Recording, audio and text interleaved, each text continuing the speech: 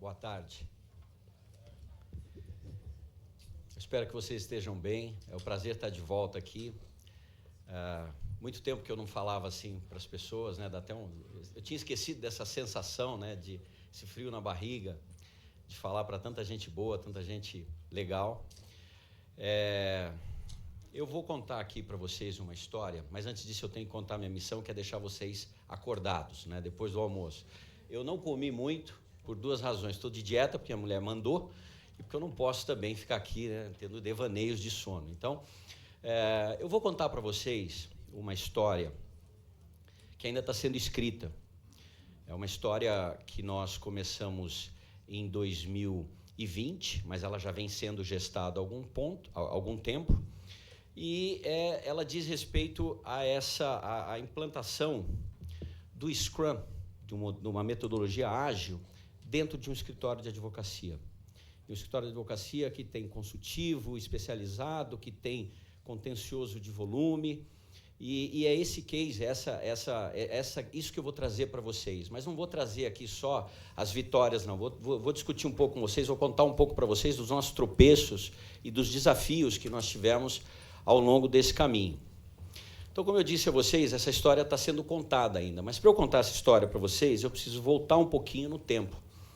Preciso voltar no tempo e dizer que o Mandalite é um escritório que foi fundado em 1997, é um escritório fundado pelo meu pai. Eu não fui fundador do escritório, eu era de um grande escritório que se chama Demarest, fiquei lá 18 anos, daí nós decidimos sair do Demarest, levamos o contencioso de volume que o Demarest desenvolvia naquele momento e fundamos em 2008 um escritório chamado JBM.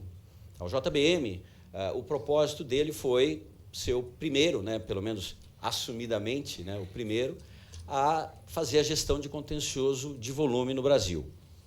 Então, sendo o primeiro, né, pagando o preço de ser aí um dos primeiros e pioneiros em muitas coisas, tem lado bom e lado ruim disso tudo, né? O que aconteceu, né? Nós conseguimos ter uma operação de 1.082 advogados, esses são todos seletizados, tá? E eles ficavam em Bauru. Nós tínhamos, em média, 320 mil processos ativos em carteira, já chegamos a bater 500, mas a média era 320 mil. Nós fazíamos 10 mil audiências por mês, só do escritório, e 113 mil diligências por mês, em média, quando os processos eram majoritariamente físicos, tá? Então, eram um grupo de advogados correspondentes que nós tínhamos que gerenciar para ir aos fóruns e tirar cópia, fazer audiência, aquela história toda. Era a gestão do caos, né, basicamente. E para fazer uma série de coisas, nós começamos a desenvolver a nossa própria área de tecnologia. Então, todas as soluções que nós usávamos na operação eram produzidas dentro de casa. Então, nós chegamos a ter, naquela época, 70 colaboradores na área de tecnologia, e para gerenciar aquele caos de audiência e diligência, nós tínhamos 480 pessoas. Ao todo, nós chegamos a ter 2.000 pessoas dentro do escritório, né? Karina e o Fernando lembram disso, né? Como eu disse a vocês, era a gestão do caos, porque era papel, era a gestão do papel. Aí nós tivemos que fazer algumas implantação de fluxos e processos em 2008, automação, talvez um dos primeiros robôs de automação do mercado, nós fizemos em 2010.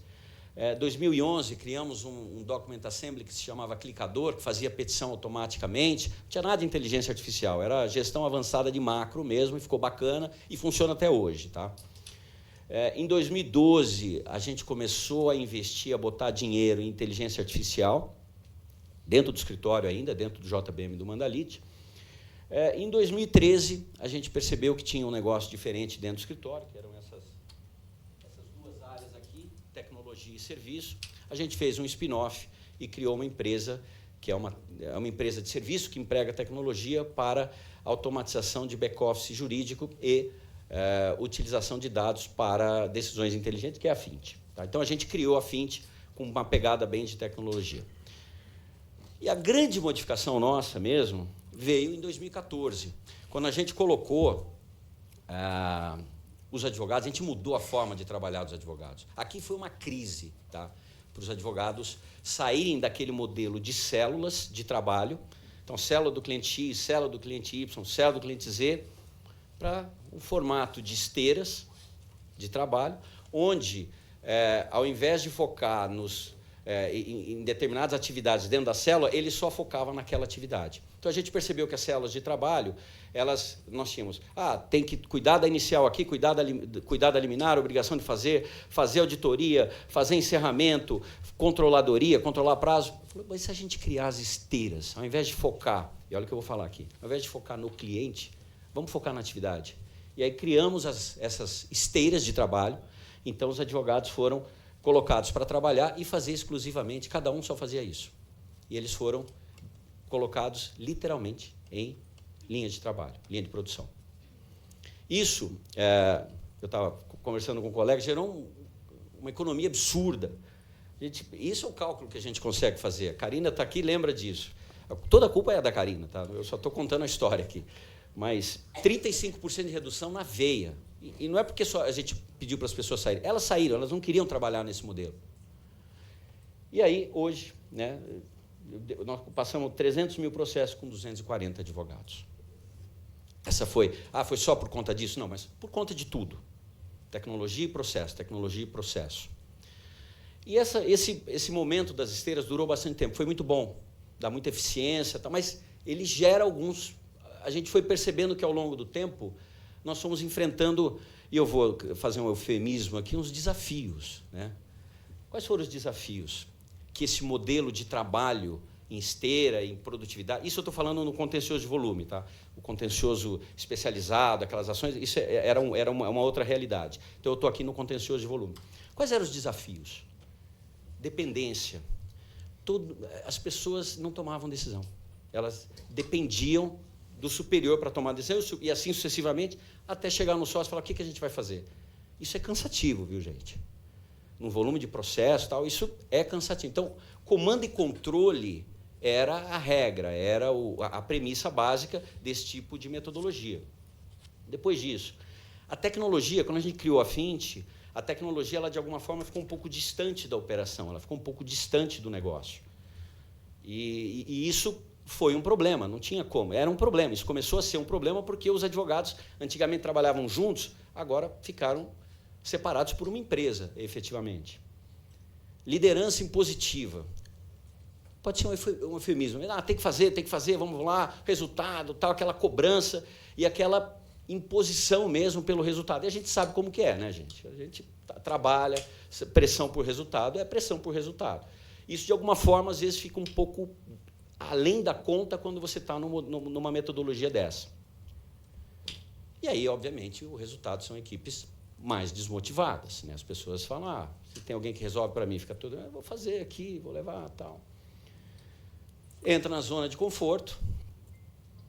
E aí tem uma questão que a gente, como eu falei para você, eram 2.000 pessoas, foi diminuindo, mas você tinha tecnologia e operações convivendo juntos, você tinha 3 empresas, você tinha o Mandalite com uma cultura, JBM com outra, a Fint com outra, aquele pessoal que chega todo tatuado para trabalhar com alargador de orelha, tal, senta do lado do advogado lá, de paletó e gravata, porque era complexo, era um ambiente diferente, um ambiente absolutamente novo para nós todos, pelo menos no mundo jurídico. Tá? Muito bem. E aí, a gente tinha que olhar para frente. Para olhar para frente, a gente precisava mudar. E por que a gente já queria fazer a mudança? E mudar para onde, né? A gente precisava fazer uma mudança para uma metodologia que unificasse a cultura. Mas não é a metodologia que vai unificar a cultura vem primeiro. Então, esse para mim, foi o grande ponto. Você unificar a cultura de três entidades na essência bastante diferentes. Tecnologia, o Mandalite com outro viés, mais de um perfil mais consultivo, tal, e o JBM, aquele trator, aquele volume, né? Então, tínhamos que ter uma cultura única. Essa era uma questão importante. Nós tínhamos que conectar novamente a tecnologia com a operação. A gente tinha que voltar a falar como a gente falava antes. Nós tínhamos que ter foco no cliente. Não que a gente tinha perdido, mas nós precisávamos ter mais foco no cliente. A gente sentia isso. Aquele modelo de esteiras, a gente entregava o resultado e tudo bem, estava bom, não estava, o que a gente vai consertar, mas era uma relação mais distante. Autonomia da liderança. a liderança precisava ter autonomia para decidir. E não que eles não tivessem. Talvez nós precisávamos desenvolver a segurança para que a liderança tivesse autonomia para decidir. Isso, gente, isso não é trivial.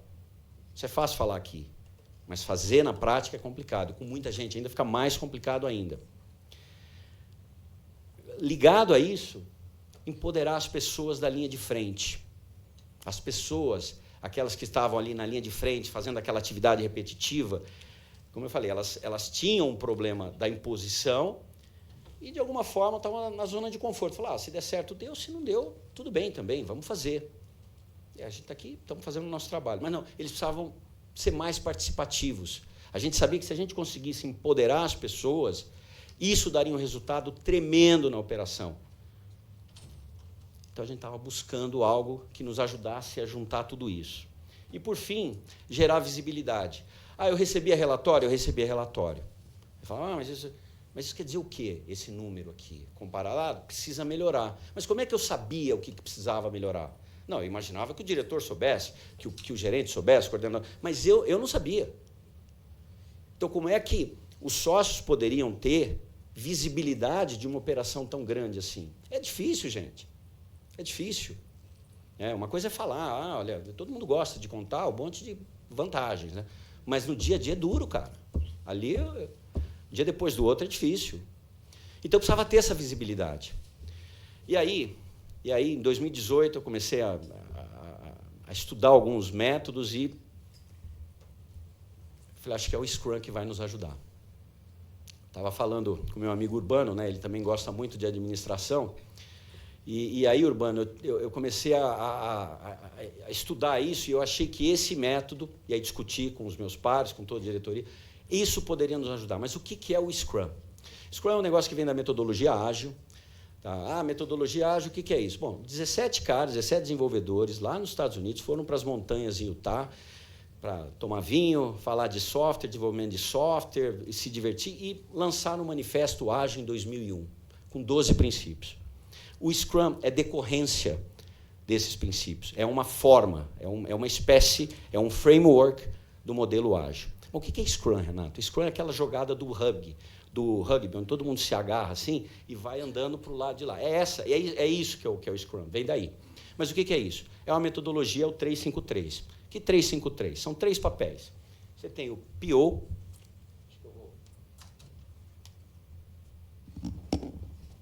tá ligado. Você tem o PO, que é o Product Owner, você tem o Scrum Master e você tem os desenvolvedores. Tá? Esse é o primeiro 3. O que faz o PO?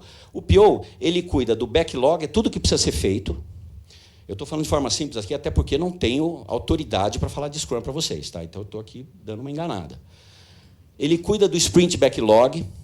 O que é Sprint? Todo mundo sabe aqui. É o período de 2 semanas que as equipes vão fazer alguma coisa, escolhendo o que vai fazer do backlog aqui.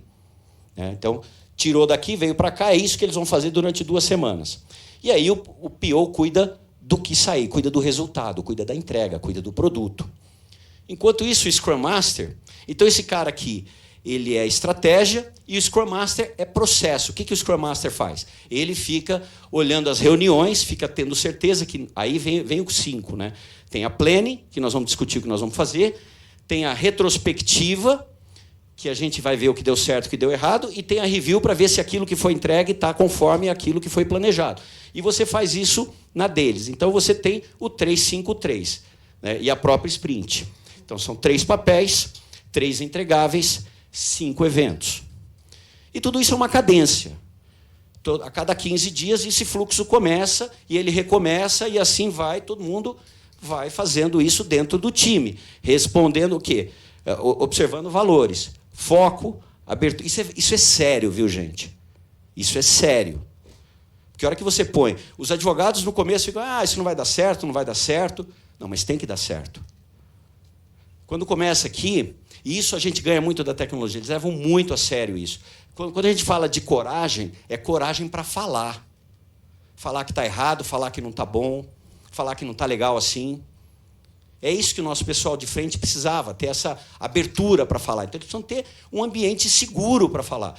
E o Scrum, de alguma forma, ele permite isso. Tá? E aí, qual foi o nosso modelo de gestão? 15 minutos.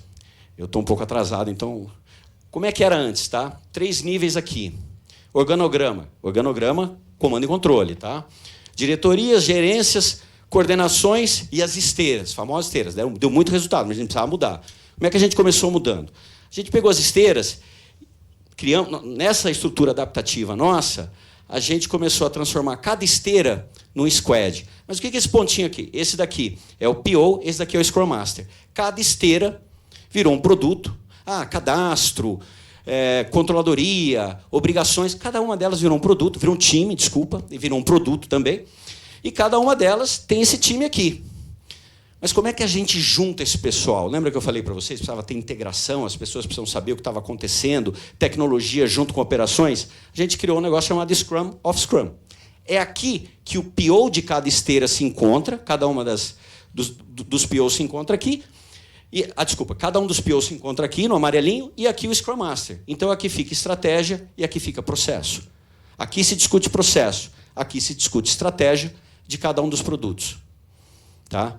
Não é fácil isso daqui. Até hoje, a gente tem alguns... Porque o pessoal se encontrar naquela cadência. Mas a gente está conseguindo fazer isso.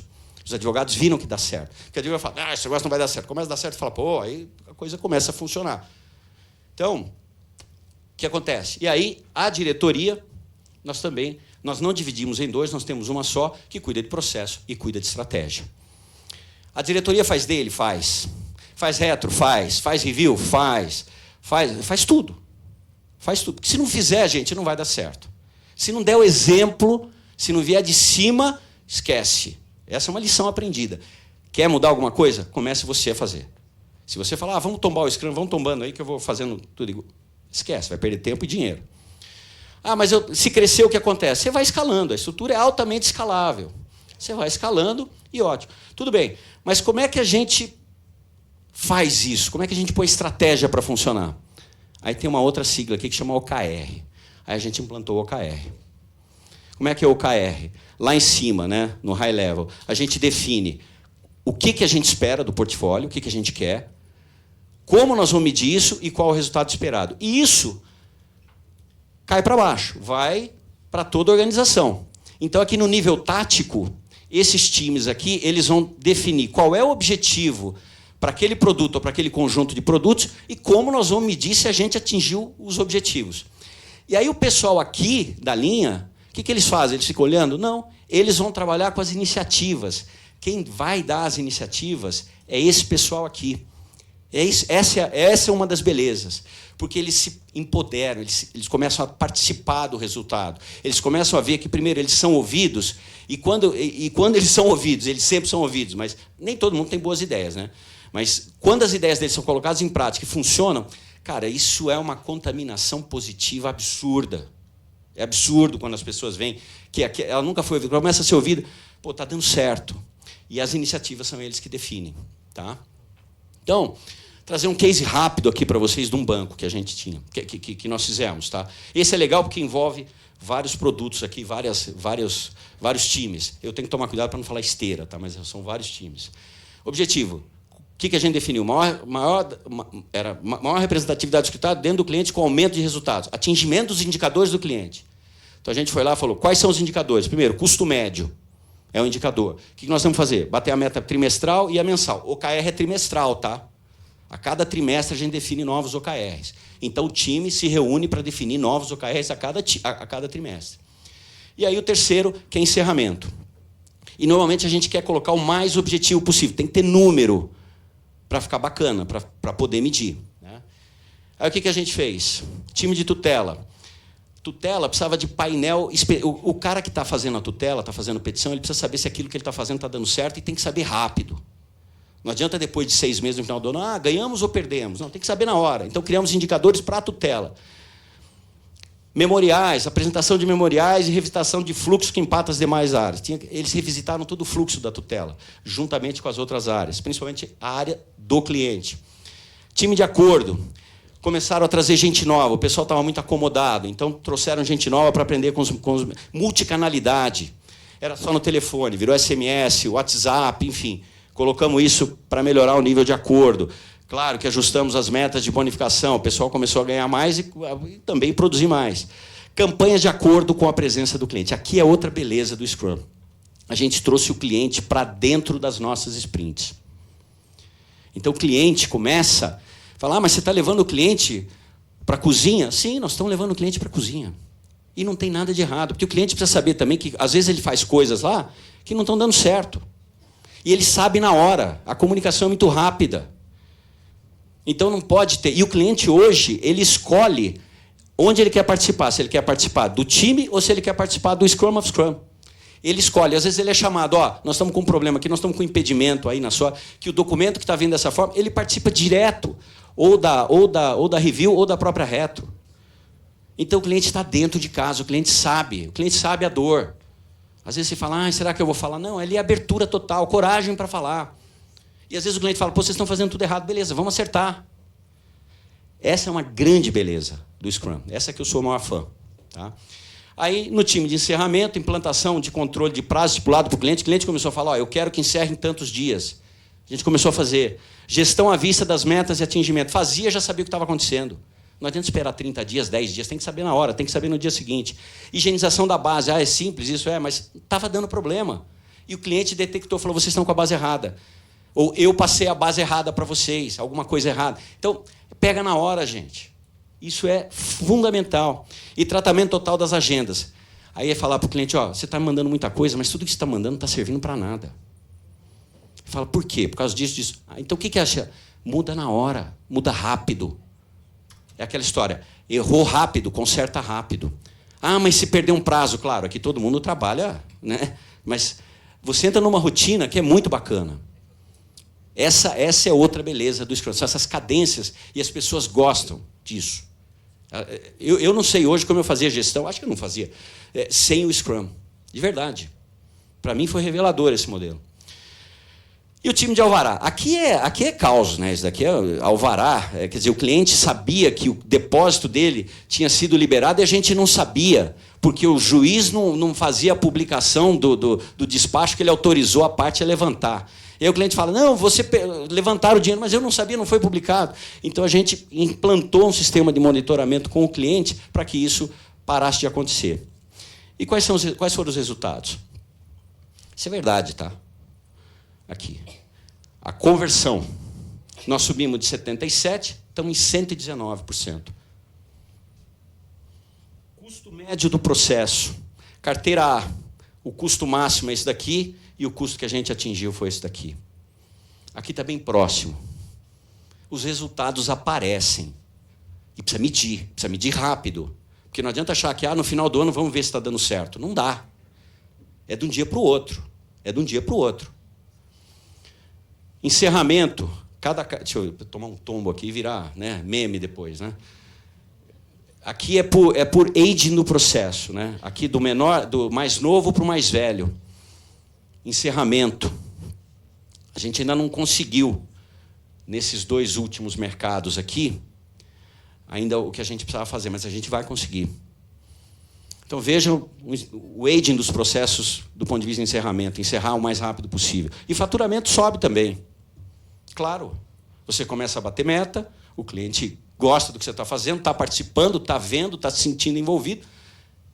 E é natural que você trabalhe. Trabalhou, bateu meta, trabalhou bem, vai ganhar mais dinheiro. Não tem muita ciência nisso, nesse raciocínio. Tá? Mas, enfim, é isso. É gestão estratégica do contencioso com foco em resultado. Tem que focar no resultado, mas, para fazer isso, tem que ter metodologia. Essa foi a que nós implantamos e deu certo. Esse é um case. Outra coisa que melhorou muito, não sei se vocês conhecem o Glassdoor. Glassdoor é o indicador de quem está trabalhando com você e quem saiu, quem se demitiu ou foi demitido. Eles avaliam a empresa. Nós estávamos bem mal aqui, né? E aí subiu bastante. Então, melhorou demais. Demais. Esse é um número que eu sinto muito orgulho dele. Muito orgulho mesmo. Muito orgulho. E quais foram os fatores essenciais? Agora, caminhando para o fim. Tá? Primeiro, cultura. Cultura. Cultura é... Vou confessar. Eu não acreditava muito no poder da cultura. Alguns anos atrás, eu achava que isso... Não, pô, nós estamos lá para trabalhar, todo mundo tem que trabalhar. Cara, a cultura fala com você. Cultura é, do jeito, é o que você... da forma como a gente faz as coisas na empresa. E se a gente não tivesse investido em primeiro lugar na cultura, quando a gente remodelou as marcas, quando a gente repensou os nossos valores, pô, qual é o escritório, qual é a organização que nós queremos ter daqui para frente, isso foi feito com todo mundo. Não fui eu que fiz, não foram os sócios que fizeram, nem a diretoria. Nós ouvimos as pessoas e escolhemos os valores que eles entendiam que deveriam ser os valores que deveriam guiar as nossas decisões dali para frente. E aí unificamos a cultura. A hora que você unifica a cultura, está todo mundo falando a mesma língua, está todo mundo guiado pelo mesmo propósito. Isso é, assim, libertador. E não adianta nada você ter uma estratégia maravilhosa. A gente estava falando no almoço. A cultura come a estratégia no café da manhã, como dizem os americanos. Você pode ter a estratégia mais maravilhosa do mundo. Se a sua cultura não estiver alinhada com ela, cara, está morta. Está morta. É verdade isso. Cansei de morrer com grandes ideias, né? Grandes ideias, mas não vai funcionar. Por quê? Porque a cultura não permite.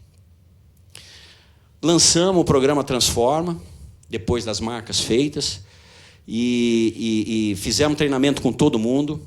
Muitos dos nossos advogados são certificados hoje em PO e Scrum Master. Então, tem muito advogado que é agilista, tem muito advogado que é PO, fez o curso, pagou para fazer, nós pagamos também, fizeram de graça. Eu tentei fazer de graça, mas não consegui. Acho que é muita informação para a minha cabeça. Tá? Mas a gente implantou Scrum no próprio Transforma. Tivemos um programa e assim, o cara que veio nos ajudar, ele falou, não, virtual não vou fazer. Eu falei, então nós não vamos fazer. E foi a primeira vez que ele fez virtual e foi um sucesso. Se nós não tivéssemos feito o Scrum, não tivéssemos... Não é? Ali tem a Emília, o Durão, a Karina. Né? Se nós não tivéssemos... Até hoje eu me reúno, hoje nós tivemos uma dele. Se nós não tivéssemos feito isso, em primeiro lugar, ter dado exemplo, ninguém faria. Ou pior, iam fingir que estavam fazendo. Sabe aquela coisa? Ah, vamos agradar o pessoal lá, né? Vamos fingir que a gente está fazendo. Cara, se a gente não fizesse e eles não vissem que nós estávamos fazendo e que estava produzindo resultado, não funciona. O exemplo vem de cima aqui. Tá? A notícia não é tão boa, mas é assim que funciona. Até hoje eu faço as dailies, né? A nossa daily a gente também adaptou, é a cada 3 dias. Né? Então, eu estou presente em todas. Isso tem uma vantagem muito grande, porque eu sei o que está acontecendo em tudo. Se eu quiser participar, se eu quiser saber o que está acontecendo na esteira tal, eu apareço na daily deles. Aquele susto, né? Aquele fantasma que apareceu.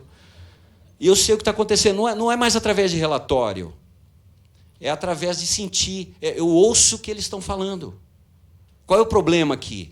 É direto, cara. Não precisa passar para o coordenador, passar para não sei o quê, passar. É direto ali. Isso da visibilidade. Lembra que eu falei que o problema era a visibilidade? Resolvido. E assim, o tempo todo, da onde nós estamos vindo, aonde nós estamos e para onde nós vamos. As pessoas precisam disso. Senão, começa aquela mudança e ninguém sabe mais para onde está indo nem onde está. Então, é aquela cadência. Ó, nós estamos aqui agora e estamos indo para cá, beleza? E é live o tempo todo, aquelas lives, e falando, e falando. E, cara, dá resultado. Tá? Terminando aqui. Fomos implantando gradativamente e, de novo, essa é para mim a grande beleza do Scrum. Trazer o cliente para a sua sprint, trazer o cliente para os seus eventos, é mágico. Ah, dá problema? Claro que dá. Mas o que não dá problema na nossa profissão de advogado, né? Então, assim, o cliente vê o que você está fazendo, ele sente a sua dor, ele vai logo para a casa dele, resolve o problema. É muito rápido. É muito rápido. E o cliente gosta. Ele vai ver a cozinha? Vai. Mas, no fim do dia, ele que come o prato, gente. Não tem problema nenhum ele ver.